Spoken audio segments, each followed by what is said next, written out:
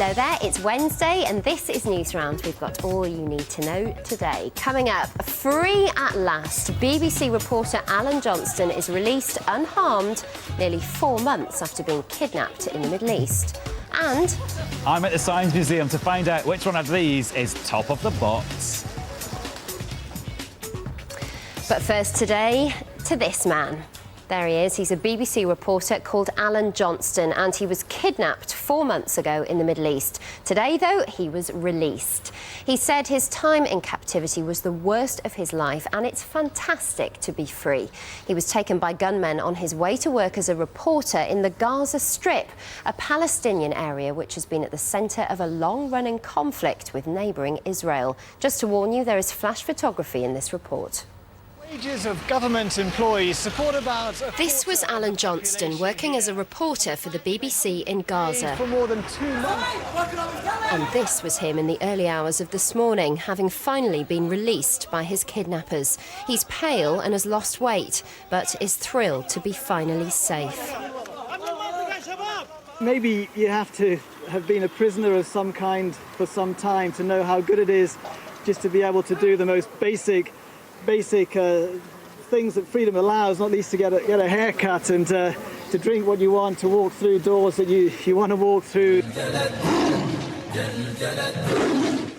He was taken by a group called the Army of Islam. Not much is known about them, but they asked for Muslim prisoners in Britain to be released in exchange for Alan's freedom. Welcome to the alleyways of Jabalia. As a reporter in the Gaza Strip, Alan has been used to working in difficult, often violent conditions. There's a long history of conflict in the Middle East over land. Gaza is a Palestinian area, and there are constant problems with next-door Israel. There have been lots of kidnappings in Gaza, but never for so long. Alan was held for 114 days. At times, he thought he was going to die.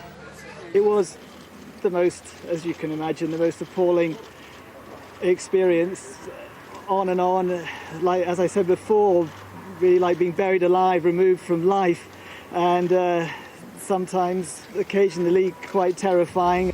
During Alan's long time in captivity, there were lots of public demonstrations calling for his release. Right across the world, people gathered together, like here at the BBC, to think about Alan. He said he managed to hear about the support on the radio, and it gave him hope. No one's completely sure why Alan was released unhurt when he was, but it might have been to do with a new political party who are running Gaza. After waiting anxiously for nearly 4 months, his friends, family and workmates are all looking forward to having Alan safely home.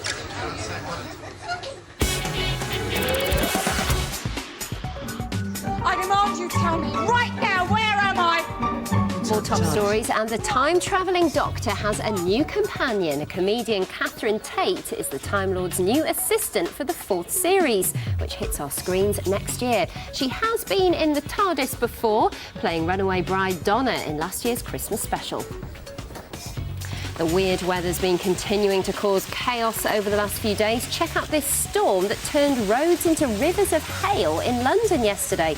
Unsurprisingly, weather experts say we've just had the wettest June here since 1914. And how about this for a smashing way to get rid of stress? Competition winners in Spain got the chance to let off some steam by trashing a hotel. But don't worry about the mess, it's due for a redecoration anyway. Next to Robot Wars. A museum in London's been hosting a competition for robots programmed by kids.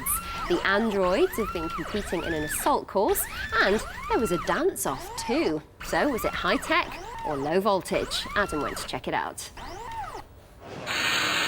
The Science Museum is absolutely packed with futuristic gadgets and gizmos, which means it's the perfect place to hold the UK's first competition for robots programmed by children.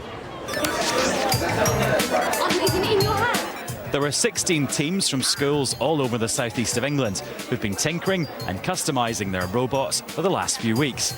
Everyone has the same kind of android. The key is programming it with better moves than anyone else. It's really good when the robot works, but it's not so good when it doesn't. In this project, one of the main things that I've learned was teamwork, and I think that's a very important skill in life. It's not that hard to program the robot. The only hard thing is, though, to keep it standing on his feet, not on his back. It's been a big challenge, but that's what it's about. But in the same time, it was fun. Now let's head to the arena for the Robot Wars. First up, the assault course. And Beatbot hits the back of the net. Nice one. Let's have a Robo replay. Now, Icebot is tackling the dreaded zip wire. But now it's the round everyone wants to win, the dance-off. Which bot will impress the judges with the most lifelike dance moves? Oh, there are some very tense robots up there, but which one's heading for the winner's podium and which one's going to be terminated? We'll reveal the winners tonight on the Newsround website. Look out for that. And finally, Harry Potter fans braved the rain for the European premiere of The Order of the Phoenix last night. Lisa was there. It might be the 5th film in the series, but that didn't matter to the hundreds of fans who turned up to try and catch a glimpse of the stars of Harry Potter and the Order of the Phoenix. I will attempt to penetrate your mind. This film is a lot darker than previous Potter blockbusters. Harry returns to Hogwarts for his 5th year, but has a hard time convincing his classmates that Lord Voldemort has returned. It's sort of exciting, isn't it? Breaking the rules. Now, tell me, Hermione's really beginning to lighten up in this movie, isn't she? She's not a huge swat. Well, yeah, she's not just lightening up. She's a hardcore rebel. What's it like? You've done so many of these premieres. How does this one compare? This one is, yeah, I mean, it just seems to be getting sort of bigger and louder. So it's really cool. I mean, I'm really enjoying it. Are you looking forward to starting the 6th film soon? Oh, I can't wait. September, so it's a little while off. I'm really, really excited about it. I haven't actually read the script yet. I haven't seen the script, but it's people who have tell me it's absolutely fantastic. So I can't wait.